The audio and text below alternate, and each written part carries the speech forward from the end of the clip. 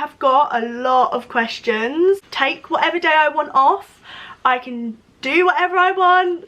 I literally have so much freedom. I think that's my favourite bit. At the end of the day, you do need capital to grow a business, and although I started with £25, TikTok is one of my absolute favourite things in the whole world. Start work at 10 AM. I usually finish at about 11. Obviously, I'm my own boss. I run this business, like whatever I say basically goes, which is scary sometimes. Do you make more money now than when you worked at a supermarket? Tote bag business wasn't a thing, I'm pretty sure. Like, nobody would say, oh, I own a tote bag business. Today I thought that I would answer all of your questions about being a small business owner, because I get a lot of DMs about it and sometimes I don't have the time to go through it in depth or explain it as much as I'd like to. So I thought if I filmed this video, then if anybody asks in the future, I can send it to them and I could just answer all of your questions that you want answering. So I went on to my business account, which is Totes for You, and I asked you guys for any questions about being a small business owner, and I'm going to answer them here today for you. I don't know if you can see, but we have got a lot of questions.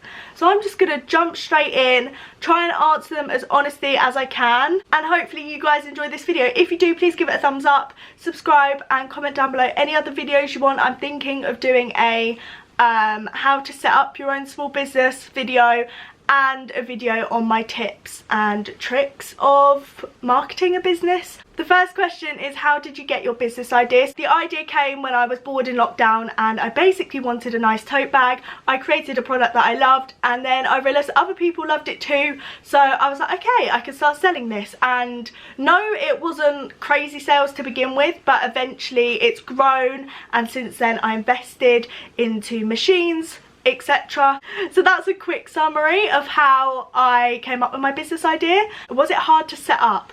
So I would say for me it wasn't that hard to set up because I was just taking it everything gradually. I honestly did not know how to set up a business, and I kind of wish that I had a bit more of a guide when I started, but actually it's worked out well now. I would say that I definitely knew the basics in business, but I didn't really know everything that I know now, and I just learned it along the way. So was it hard to set up? No, but it definitely required a lot of time, and time was the thing that I had in lockdown. Your fave part of it: marketing, research, packing, etc. My favourite part of running my own business would have to be, firstly, the creative freedom that I have.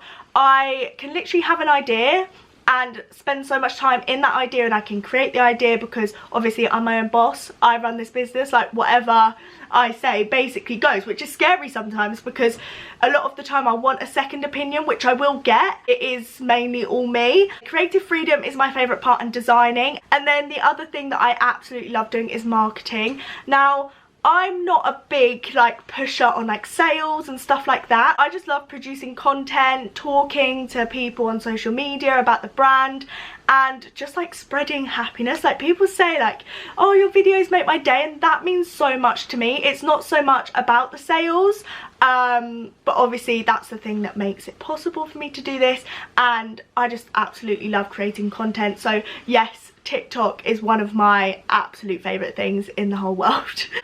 How do you promote your small business more? I would say to promote a small business, you basically, I wouldn't recommend using ads or anything unless you really know how to target your audience. First of all, you need to find your target audience because you need to know who you're trying to get to buy your products, and then you can aim all of your marketing at that, if that makes sense. There are a lot more videos that are like experts in marketing. My thought process on it is that you are the best person to market your business. You know what your business is about. You have to reinforce what's good about your business, what's special about it, what's unique. You have to absolutely love your product to be able to sell it. And then just using social media basically is how I did it anyway, because first of all, it's free. Second of all, you'll meet genuine customers, and what's better than that? So yeah, I would just say using social media. Somebody else asked, I don't know, somebody else asked, but I don't know if I can find it because there are so many questions. They asked something like, what was your favourite platform to market your business? And I would definitely say TikTok. Show behind the scenes videos, everyone loves that. And then I would also say Instagram, because you can get like nice content, you can interact with your viewers a bit more. What's your favourite bit about owning a small business? I would definitely say my favourite bit is that I can literally take whatever day I want off. I can do whatever I want. I literally have so much freedom. I think that's my favourite bit. Though when I say I can take any day off, I rarely take days off. Like, people that know me will know that I start work at about 10 AM. I'm not gonna lie, I get up fairly late. Start work at 10 AM. I usually finish at about 11. And days off I don't take often. I will sometimes take like a morning off or an afternoon off, but days off, they don't really happen for me, not even at the weekend. How long did it take you to start getting orders consistently?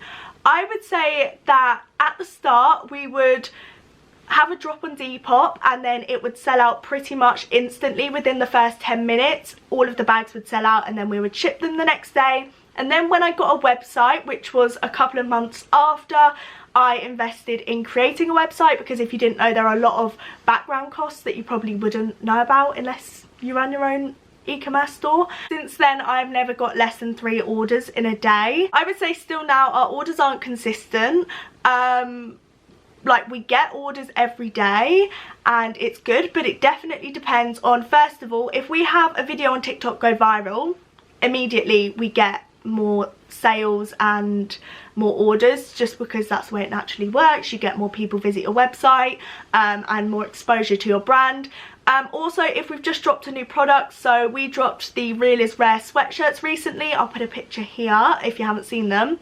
And we got a lot more orders in that week that they dropped, just because more people are going onto your website to look at the new product, or they're buying the new product. So it just definitely depends, especially as a small business. You can't really guarantee anything. Someone said, why did you choose a tote bag business? So when I first started, there was nobody else that had a tote bag business. Like, I did so much research. Once I came up with the idea, I did so much research. I looked on Etsy, Red, what's that one called? Red, oh, you got Bubble, Redbubble, I don't know. I looked everywhere online to find a solely tote bag business and there wasn't one. There were people selling tote bags, but it was with other things, and there was one person that I could find that was embroidering tote bags, and it was nothing like what I was doing. She probably had about 2 on her website, I remember. A tote bag business wasn't a thing, I'm pretty sure. Like, nobody would say, oh, I own a tote bag business. And then the other day I searched tote into Instagram, and honestly there must have been, I want to say 20 that came up that had like just been created since I started. So I don't know if people have started after I did or what happened there, but there wasn't such thing as a tote bag business when I started, really. It was more just like you own a clothing or apparel business. Do you ever wish you didn't do it?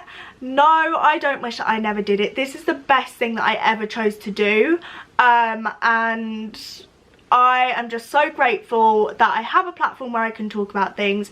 I have a brand that I absolutely love, and I get to do something that I absolutely love every single day, and that is just the goal in life. Even when it gets hard and I get annoyed at myself or something doesn't go to plan, I never wish that I didn't do it, because I'm so grateful and I know that I could be in a completely different position right now. People are asking, how did I start my business? Any tips? I'm going to do a whole separate video on that, because I feel like I need to go into depth on that and I can't really do it in this video. Would you recommend having a part-time job along with the business to help you get started?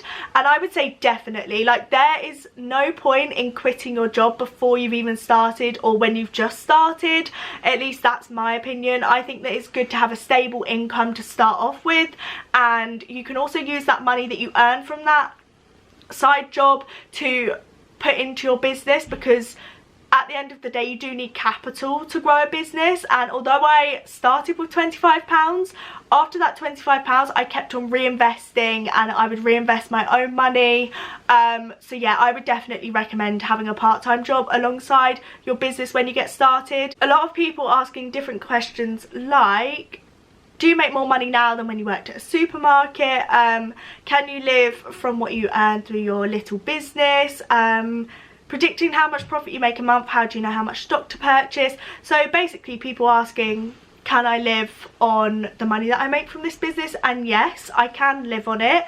Would I be able to live on it if I had my own like house and stuff like that? Yes, but it would be very tight. Because I obviously live at home, I just pay my mum like a small amount of rent for like my room and food and stuff like that. Like, it's not a lot. I live on it comfortably now because I don't really have any other responsibilities apart from my car, and that's about it. That costs a lot of money. And does it earn me more money than working at a supermarket? Yes. I couldn't earn the money that I earn now if I was working at the supermarket. It just wouldn't be possible even if I worked a lot of hours. I hope that answered your question. I can live off what I earn. Sorry if the camera angle has changed, I just ran out of memory on my camera. But a lot of people are asking how they can make sales, etc. I am not going to go through that in this video, just because it will take a more in-depth video. Along with marketing, a lot of people asking how to market your business. I've given a few brief overview points in this video, but I will go into more depth if that's what you want to see. Do you work on your own? I get this question quite a lot. I think some people think I have a team behind me, or I've employed more people now. I get people asking if I want to employ them. They'll send me their CV and they send me things that they can do. Personally now, I am not employing anyone. I do get help from my mum. She helps me pack the orders, and I would definitely be a lot slower on getting orders out if she wasn't there. But I don't employ her. And I don't employ anybody else. It's all me. I come up with the ideas, I talk to all of the people that make the products, I talk to all of the wholesalers, I email people, I reply to customer emails, I do all of like the campaigns, I do all the photography. Yeah. Do you recommend taking business studies for GCSE/A level? So I took business studies at GCSE. I didn't take business studies at A level because I never intended to have a business. Like, now I'm doing it, I'm like, why did I never think I'd want to do that? Like, it's my absolute passion. I absolutely love it. But I didn't take business A level. If you're wondering, I took sociology. Couldn't even remember what I took. Let's start that again. I took sociology, politics and photography, and I got, in sociology I got an A star, in photography I got an A star, and in politics I got an A. So I worked so hard on my A levels because I knew that if I wasn't going to go to university, or if I wanted to do something, then I wanted to have the best outcome of my A levels so that I could have the option of what I wanted to do in my life, basically, because I feel like good grades aren't everything, but they definitely help you in life. Anyway, to answer your question, I did do business GCSE, and I don't think it helps that much with running my business now. I more learn everything that I know now online or from seeing other people do it. I would say if you're thinking about doing business GCSE, definitely do it, because it was one of my preferred GCSEs and I didn't find it as hard as some of my other GCSEs. I think in business GCSE I got an A star in my coursework, and then I got an A in my exam. So overall I think I got an A. I just recommend taking subjects that you love, to be honest, which is what I did. And although I'm not doing anything to do with sociology and politics now, it definitely helped in other ways, like communication, understanding, and they're all transferable skills. So just pick what you love if you're trying to choose your GCSEs and A levels at the moment. I feel like I've been talking for days. I hope this video isn't too long. Thank you so much to everybody that sent in your questions. Again, if you do want to see any other videos, please leave them down below and I will try and film them for you. If you did enjoy it, please remember to subscribe. Go follow our Instagram at Totes for you. If you want to follow my personal Instagram, then you can. It is just my name, Maisie Crompton. Everything is linked down below. But other than that, have a great day and I will see you all soon.